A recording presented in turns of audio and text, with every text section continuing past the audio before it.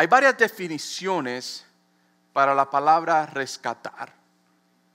Una de ellas que encontré es rescatar es salvar o sacar de un peligro. Uno de los más conocidos rescates en los Estados Unidos sucedió en el 1987. No me acuerdo mucho porque yo todavía era bebé. Es lo que se conoce como el rescate de la Baby Jessica. No sé si algunos de ustedes se acuerdan. Esto sucedió en octubre 14 del 1987. Jessica McClure tenía 18 meses. Estaba en la casa de su tía con otros niños pequeños jugando en el patio de la casa.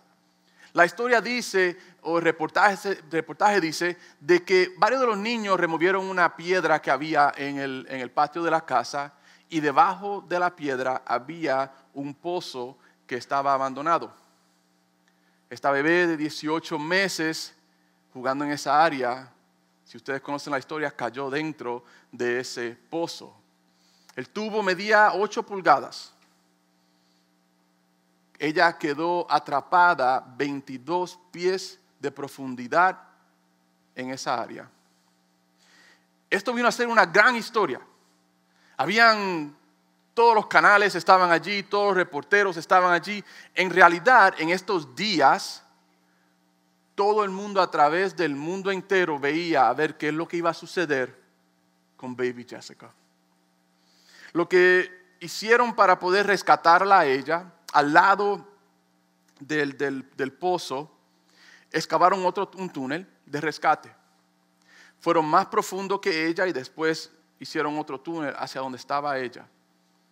58 horas después de ella haber caído en ese pozo, pudieron rescatar a Baby Jessica. En ese pozo, los que rescataron pusieron esta tapa allí. Y dice la tapa, for Jessica, el día, with love from all of us. De amor de parte de todos nosotros. Es una de las grandes historias de muchos de los rescates que hemos escuchado. La Biblia está llena de historias de grandes rescates, ¿no es así? Una de las historias más conocidas de un gran rescate es acerca del personaje Daniel. Y por eso lo dejamos para la última parte. Es cuando Daniel es rescatado del foso de los leones. Todos conocemos esa historia. Y eso nos lleva al capítulo 6 del libro de Daniel. Y pues si no tiene su aplicación de Bible App, allí está el bosquejo entero. Puede ver allí en eventos y busque Manuel. Allí está todo completo. O si no, lo tenemos aquí en la pantalla para ustedes. Pero quiero dar un poquito de contexto de lo que está sucediendo en el capítulo 6 de Daniel. Los medo-persas ya han conquistado a Babilonia. Ese imperio ya ha sido conquistado por el nuevo imperio de los medo-persas, que se acuerdan ya en capítulos anteriores, ya Dios había dado esa palabra al imperio de que iba a suceder y había usado a Daniel para traer esta profecía. Daniel en este tiempo ya es un hombre mayor de edad. Ya han pasado más de 70 años de estar en Babilonia. Daniel ya está avanzado en edad y también es una persona bastante conocida en el imperio. Y eso nos trae al capítulo 6, versículo 1 y 2. Pareció bien a Darío construir, y Darío es el nuevo rey de Persia, el nuevo rey que está en esta área. Construir sobre el reino 120 sátrapas que gobernasen en todo el reino. Y sobre ellos 3 gobernadores, de los cuales Daniel era uno, a quienes estos sátrapas diesen cuenta para que el reino no fuese perjudicado. Esto era una estructura normal para el imperio de Medo-Persa. Ellos lo que están haciendo aquí, y lo que hace el rey, crea una estructura de 3 gobernadores que están encargados de 120, podemos decir, supervisores de las provincias, que tenían que dar reportes a estos gobernadores para llevarlo al rey. Y la razón por la cual ellos hacían esto era para poder prevenir corrupción en el imperio. Solamente información para que entienda por qué se hace esto. Pero ahora nos trae a Daniel capítulo 6, versículo 3, y aquí donde todo comienza a ponerse muy interesante. Dice, pero Daniel mismo era ¿qué? Era ¿qué? Superior a estos sátrapas y gobernadores, porque había en él ¿un qué? Un espíritu superior, y el rey pensó en ponerlo sobre el reino. Imagínese eso. Este rey estaba ya pensando poner a Daniel como el que estaba encargado de todo el reino. Pero hay dos frases que veo en esta porción bíblica muy importantes y quiero tocar en ellas. Lo primero que menciona acerca de Daniel era que era ¿qué? Era superior. Cuando dice la Biblia que era superior es que era distinguido. El contexto es que él sobresalía, que él estaba por encima y más allá. Literalmente la palabra que se usa para descubrir aquí es él brillaba. Así como Daniel, tú y yo hemos sido llamados a brillar. Mire lo que nos dice el libro de Mateo capítulo 5 versículo 14 al 16. Esto es Cristo hablando, dice, vosotros sois ¿qué? La luz del mundo. Una ciudad asentada sobre un monte no puede esconder, ni se enciende una luz y se pone debajo de un almud, sino sobre el candelero y alumbra a todos los que están en casa. El 16 es clave. Así alumbre vuestra luz delante de los hombres, para que vean vuestras buenas obras y glorifiquen a vuestro Padre que está en los cielos. Dice la palabra, para que vean, para que sean vistos por todos, todas las buenas obras, con un propósito, no para glorificarnos nosotros, sino para que al final de todo esto, sea ¿quién glorificado? Sea Dios glorificado. Voy a comenzar con una pregunta. ¿Qué ve el mundo en tu vida? ¿Qué ve el mundo en tu vida? ¿Problemas? ¿Caos? ¿Instabilidad? ¿Negatividad? ¿O ven que eres superior? ¿Ven esperanza en tu vida? ¿Ven gozo en tu vida? ¿O ven paz en tu vida? Piénsalo bien. La otra frase en este versículo dice que Daniel había en él ¿un qué? Un espíritu superior. En otras palabras, lo que está diciendo es que Daniel era íntegro. La definición de íntegro es uno que no carece de ninguna de sus partes, es completo, es tal como es. Es entero, es recto. Y este era el carácter de Daniel. Uno el cual tenía un espíritu superior, un hombre íntegro. Mire lo que dice Filipenses capítulo 1, 27 y 28. Pablo hablándole a la iglesia en Filipo. Solamente que os comportéis como es digno del evangelio de Cristo. Para que o sea que vaya a veros o que esté ausente, oiga de vosotros que estáis ¿qué? Firmes en un mismo espíritu, combatiendo unánimes por la fe del evangelio. En otras palabras, lo que veo en el versículo 27 es, Pablo le dice a la iglesia de Filipo, tienen que valorizar el evangelio. Ustedes tienen que estar firmes en el evangelio. Ustedes tienen que ser resueltos y tienen que ser inalterables. Pienso en Daniel. Pablo le dice a ellos, ustedes tienen que ser íntegros. Y continúa el versículo 28 diciendo, y en nada que intimidados por los que se oponen, que para ellos ciertamente es indicio de perdición, mas para vosotros de salvación, y esto es de Dios. Cuando tú eres constante Y cuando tienes valor, es señal para el que se opone de su perdición, pero es señal para ti de tu salvación, es lo que está diciendo Pablo. Mire, el pastor Charles Stanley una vez escribió: muchos cristianos hacen un compromiso de conveniencia. Permanecerán fieles mientras sea seguro y no implique riesgo, rechazo o crítica. ¿Dónde están los Danieles de nuestra generación?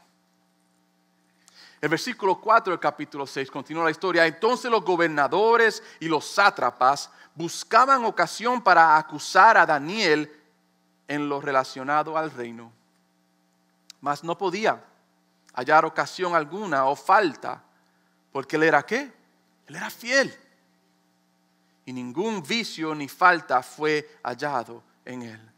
No podían hallar razón para acusar a Daniel.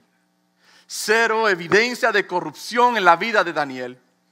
Daniel era un hombre de alto carácter moral y un hombre de integridad personal. No había forma de acusarlo a él. ¿Qué razones estamos dando nosotros al mundo para acusarnos a nosotros? Porque ven en nosotros quizás falta de amor. O quizás en nosotros lo que ven es la negatividad y lo que sale por nuestra boca.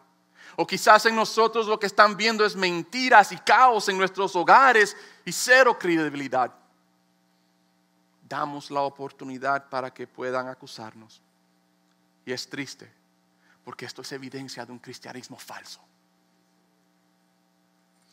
Mahatma Gandhi una vez dijo: me gusta tu Cristo, pero no me gusta tus cristianos. Tus cristianos son tan diferentes a tu Cristo. Y es tan triste, porque muchos se declaran discípulos, seguidores de Cristo, lo que es la definición de un cristiano, y no se ven nada como su Cristo.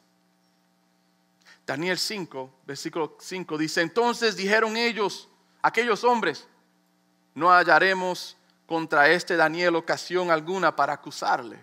Ya se daban por vencido. Si no la hallamos contra él en relación con la ley de su Dios. Y ahí está el error de estos hombres. Miran a Daniel y dicen: hay cero corrupción en él. Es un hombre íntegro, es un hombre dedicado, es un hombre fiel, es un hombre bueno. Y de acuerdo a eso no tenemos acusación contra él. Lo único que sabemos es de su fidelidad a su Dios. Entonces, ¿por qué no le metemos mano al Dios de Daniel? Que va a afectar a Daniel. Todos conocían la fidelidad de Daniel. Pero lo peor que el mundo puede hacer es atacar al Hijo de Dios, que es fiel a Dios. ¿Entiendes eso? Lo peor que el mundo puede hacer es atacar a aquel que es fiel a Dios. El que es fiel a Dios declara estas palabras: que venga la tormenta, mi casa está edificada en la roca. Esa es la declaración de aquel que no compromete su fe. La declaración de aquel que, como Daniel, es íntegro, como Daniel es de espíritu superior. Entonces, aquí viene la tormenta para Daniel. Otra tormenta, right? Porque es lo que estamos viendo en la vida de Daniel y sus amigos. Y nos lleva al versículo 6. Y dice: entonces estos gobernadores y sátrapas, y esa palabra sátrapas usted la puede usar en contra de alguien, no va a saber qué es lo que es. Usted es un sátrapa. Se juntaron delante del rey y le dijeron así: rey Darío, para siempre vive. Todos los gobernadores del reino, magistrados, sátrapas, príncipes y capitanes han acordado con consejo que promulgues un edicto real y lo confirmes. Que cualquiera que en el espacio de 30 días demande petición de cualquier Dios, u hombre fuera de ti, oh rey, sea echado en el foso de los leones. Ahora, oh rey, confirma este edicto y fírmalo para que no pueda ser revocado, conforme a la ley de Media y de Persia, la cual no puede ser abrogada. Firmó pues el rey Darío el edicto y la prohibición. Creo que fue Charles Spurgeon, una vez habló en una de sus enseñanzas que si se pasase una ley de que no hubiese oración por 30 días, dice él, o dijo él, que los servicios de oración se postpone, how you say postpone in Spanish? Se cambiarían para 30 días después. Y es triste porque creo que eso sería la realidad para muchos. Y es lo que estamos viendo aquí ahora, cómo se ingeniaron estas personas, estos hombres, el ataque en contra de David. Hermanos, porque usted es cristiano no significa que los ataques vayan a venir. Las tormentas van a venir. El mundo va a estar en contra de lo que creemos. El enemigo está como león rugiente buscando a quien devorar. Desea robar nuestra bendición, robar nuestra salvación, que es el premio mayor que tenemos tú y yo. Y no está solo porque Daniel también pasó por eso. Pero había algo crítico, algo importante, algo de alta prioridad en la vida de Daniel, que también debe ser en tu vida. Oración. Leonard Ravenhill una vez escribió: si somos débiles en oración, somos débiles en todo. Y el versículo 10 y 11 del capítulo 6 nos va a enseñar, nos va a dar un poquito de lo que pasaba detrás del telón en la casa de Daniel. Y creo que tenemos un gran ejemplo en él. Versículo 10 dice: cuando Daniel supo que el edicto había sido firmado, se escondió en la casa y se metió dentro del closet y se puso a llorar. No, no es lo que dice aquí. Dice: cuando él supo que el edicto había sido firmado, entró en su casa y abiertas las ventanas de su cámara que daba hacia Jerusalén, ¿qué hizo? Se arrodillaba 3 veces al día y oraba y daba gracias delante de su Dios. Y la clave está al final, como dice, como lo solía hacer antes. Algo interesante que vi aquí es que las ventanas estaban abiertas. Y quizás usted está diciendo: ay, pero nuestra oración debe ser en privado. Quizás Daniel quería que todos vieran que era un hombre de oración, pero no. La clave está al final del versículo, que dice como solía hacer antes. En realidad Daniel hizo lo que siempre hacía. Esto era parte de su vida. Estar en su casa, con las ventanas abiertas, reconociendo y dando memoria del Jerusalén, reconociendo de que Babilonia no era su casa. Y allí 3 veces al día oraba al Señor. 3 veces al día daba gracias al Señor. Orar era importante para Daniel. Orar era vital. Era de alta prioridad en la vida de él. Su comunicación con Dios y su adoración a Dios era lo máximo. ¿Esa es una realidad en tu vida? ¿Eres débil en oración? Por eso eres débil en todo lo demás. Versículo 11 dice: entonces se juntaron aquellos hombres y hallaron. Me encanta esa palabra. Hallaron, miraron, vieron a Daniel orando y rogando en presencia de su Dios. ¿Cómo te hallas tú? ¿Desesperado? ¿Acudiendo a otros recursos? ¿Te hallas autosuficiente? o te hallas como Daniel, fiel, sin comprometer su fe, brillando en comunión constante con Dios, dependencia total de Dios, en adoración, reconociendo quién es Dios y que Él es digno de toda alabanza. Es tiempo que te analices. Es tiempo que seas honesto contigo mismo. ¿Cómo has sido hallado tú? Estos hombres, después de haber hallado a Daniel en oración y rogando delante de Dios, inmediatamente van a chismearle, ¿verdad? Como dicen, al rey. Y le dicen, léalo después, no vamos a leer la historia entera. Van inmediatamente al rey y le dice, ¿alguien ha violado tu edicto, oh gran rey? Y le dicen, Daniel, sigue orando a su Dios. Y el versículo 14 nos va a enseñar un poquito acerca del rey, que es lo que está sucediendo en su corazón. Dice, cuando el rey oyó el asunto, le pesó en gran manera y resolvió librar a Daniel. La palabra nos está enseñando de que el mismo rey deseaba poder salvar a Daniel. Ponga eso en mente. Y hasta la puesta del sol trabajó para librarle. Pero aquellos hombres rodearon al rey y le dijeron, sepas, oh rey, que es ley de Media y de Persia que ningún edicto u ordenanza que el rey confirme pueda ser abrogada. Entonces el rey mandó y trajeron a Daniel y le echaron en el foso de los leones. Y el rey dijo a Daniel, el Dios tuyo, a quien tú, ¿cómo? Espérese, ¿qué es lo que dice allí?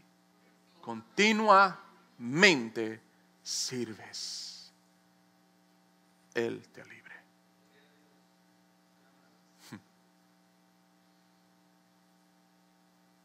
¿Pudieran decir esto de ti? ¿Es esto parte de tu carácter y tu vida?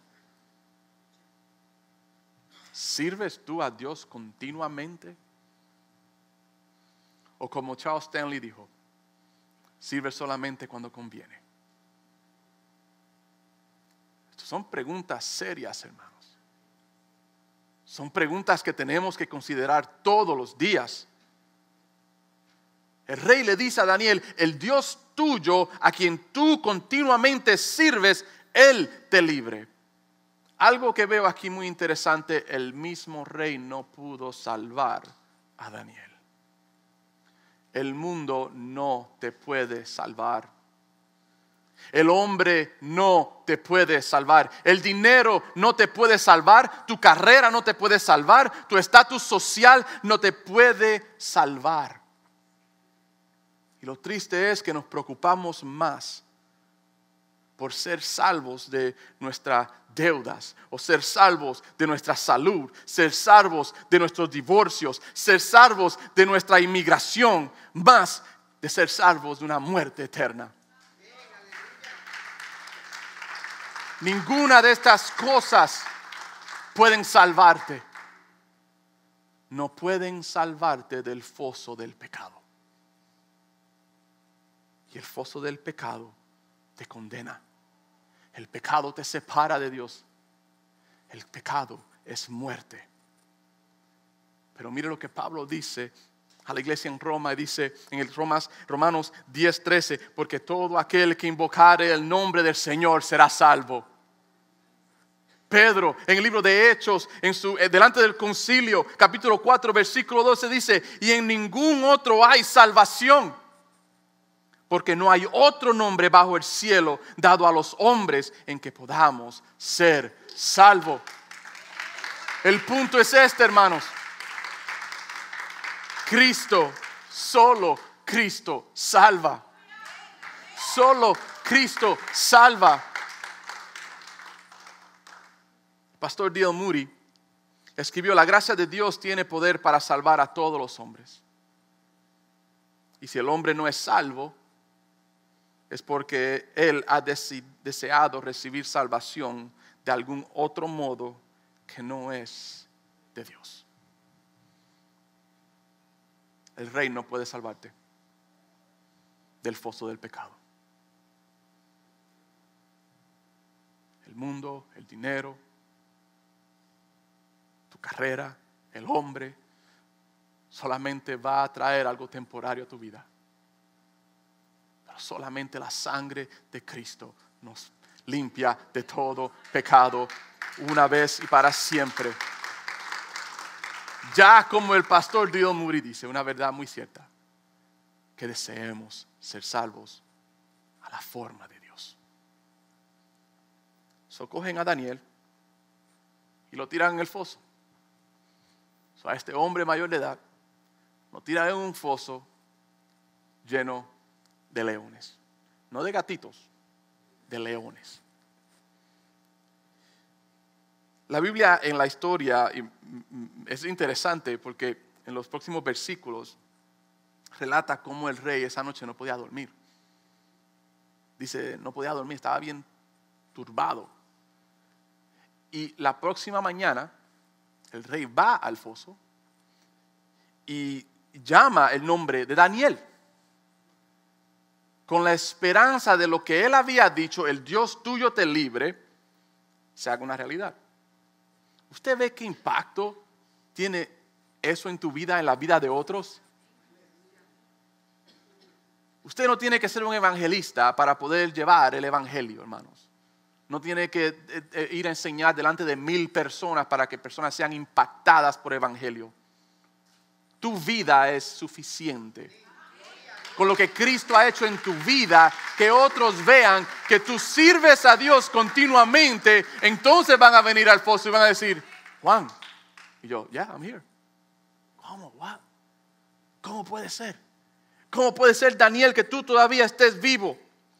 Y mire lo que Daniel le dice a él de adentro del foso. Le dice, mi Dios envió su ángel, el cual cerró la boca de los leones para que no me hiciesen daño. Y ponga atención a esta partecita muy importante. Porque ante él fui hallado inocente. Y aún delante de ti, oh rey, yo no he hecho nada malo. Voy a entrar en algo bien importante, so ponga mucha atención porque la secuencia es importante.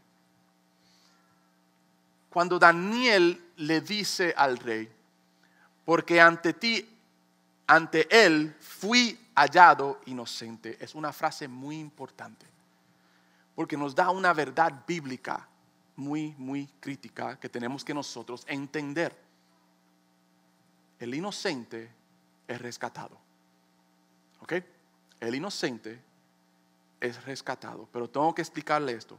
Porque cuando entendemos este concepto, vamos a vivir vidas sin comprometer nuestra fe. Vamos a valorizar nuestra salvación. Y vamos a vivir siempre agradecidos por lo que Dios ha hecho en nosotros. El inocente es rescatado.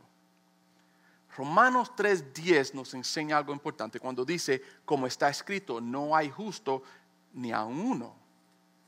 El mismo capítulo, en el versículo 23 más adelante dice, por cuanto algunos pecaron, dice, por cuantos todos pecaron y están destituidos de la gloria de Dios. Pablo dice, ni uno es justo. Más adelante añade, todos han pecado. La verdad para el hombre, para ti y para mí es esta: ninguno de nosotros es inocente. Espérese. Ninguno de nosotros somos inocentes, pero solamente el inocente es el que es rescatado, es la verdad que vimos en el libro de Daniel. Al escenario se presenta Cristo. Romanos 4:25. Romanos 4:25 nos dice, el cual fue entregado por ¿quién? Por nuestras transgresiones y resucitado para nuestra justificación. Segunda de Corintios capítulo 5 versículo 21, al que no conoció pecado. Espérese, ¿quiénes son los que pecados? Todos han pecado, pero él no conoció pecado, por nosotros lo hizo pecado, para que tú y yo, nosotros fuésemos hechos ¿qué? justicia de Dios en Él, seamos hechos inocentes. Colosenses 1, 20 al 22. Y por medio de Él, reconciliar consigo todas las cosas. Así las que están en la tierra como las que están en los cielos, haciendo la paz mediante ¿qué? La sangre de su cruz. Y a vosotros también, que erais en otro tiempo extraños y enemigos, en vuestra mente, haciendo ¿qué? Malas obras. Ahora, ¿qué ha hecho Él? Os ha reconciliado en su cuerpo de carne por medio de la muerte, para presentarnos santos y sin mancha e irreprensibles delante de Él. No somos inocentes, porque ninguno de nosotros es justo. Todos hemos pecado.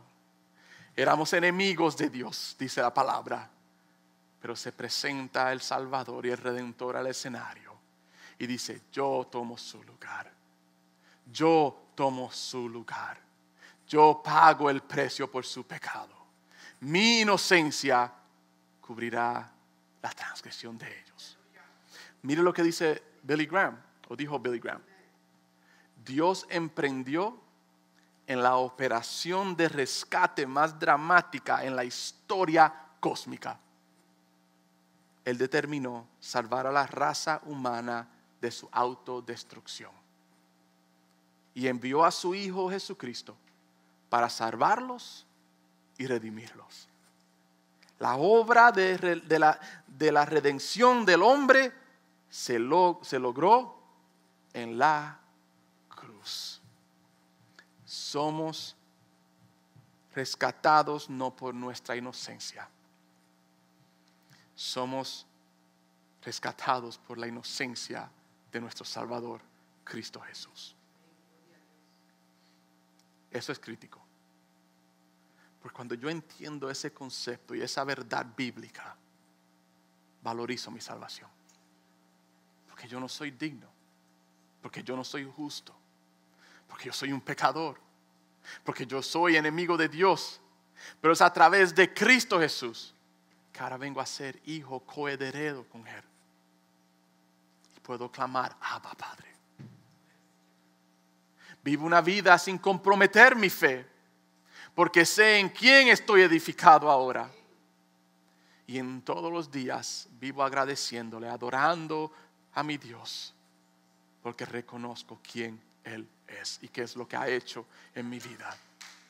Daniel, versículo 23, ya después del encuentro en el foso y el rey. Entonces se alegró el rey en gran manera a causa de él, y mandó sacar a Daniel del foso. Y fue Daniel sacado del foso, y ninguna lesión se halló en él. No importa cuánto el enemigo quiera atacarnos, o cuánto el enemigo quiera susurrar en nuestros oídos, no había lesión en él. Él lo hará. Si lo hizo con Daniel, también lo hará con nosotros. Porque había confiado en su Dios.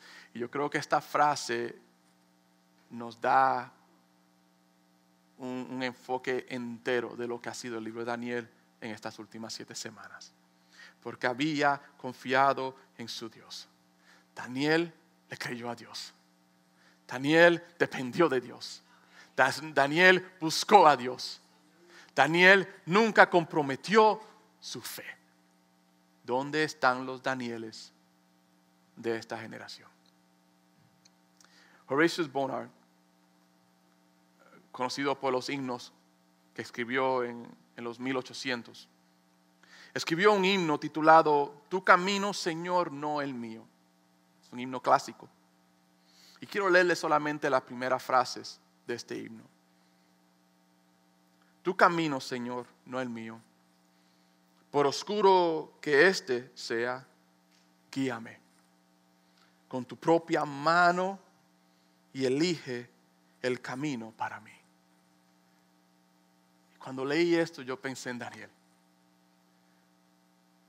Porque para Daniel, no importando cuán oscuro sea el camino de salir de cautiverio o de salir cautivo de Jerusalén a una tierra extraña,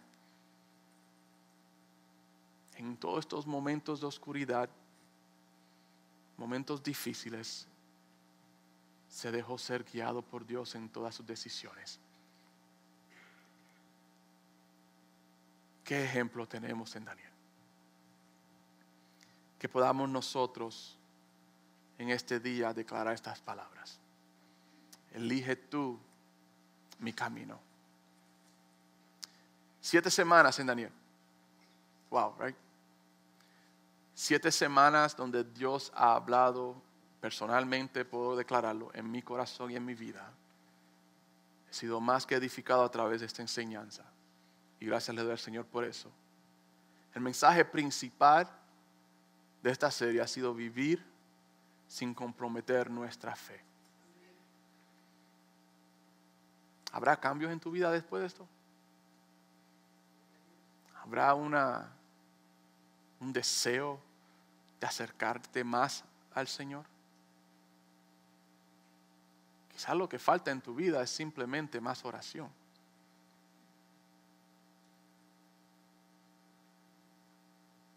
Que esta enseñanza transforme nuestras vidas, transforme nuestra manera de pensar y nos acerque más al Señor. Mientras pensaba cómo poder cerrar esta serie, y uno cuando prepara las enseñanzas siempre quiere tener una buena conclusión para poder traerlo todo, y meditaba yo en esto y el Señor me dio una porción bíblica y creo que lo puedo leer y puedo orar porque está todo allí. No quiero añadirle más a esto. Y está en Isaías 43 versículos 1 al 5. Isaías 43, 1 al 5. Después en su tiempo lea el capítulo entero, pero solamente voy a leer los primeros 5 versículos. Leí esto, medité en él y vi la vida de Daniel y también veo mi vida en esto y espero que cada uno de nosotros podamos vernos en esta porción bíblica. Ahora, así dice Jehová, creador tuyo, oh Jacob, y formador tuyo, oh Israel. No temas, porque yo te redimí. Te puse nombre, mío eres. Cuando pases por las aguas, yo estaré contigo. Y si por los ríos, no te anegarán. Cuando pases por el fuego, no te quemarás, ni la llama arderá en ti. Porque yo, Jehová, Dios tuyo, el Santo de Israel, soy tu Salvador. A Egipto he dado por tu rescate, a Etiopía y a Seba por ti. Porque a mis ojos fuiste de gran estima. Y gracias le damos a Cristo por esto. Fuiste honorable y yo te amé.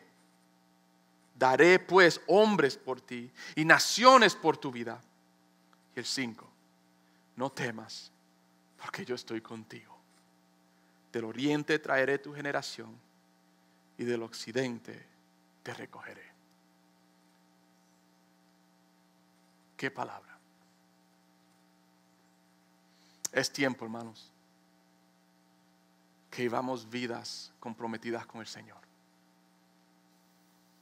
Es tiempo que vivamos vidas sin comprometer nuestra fe.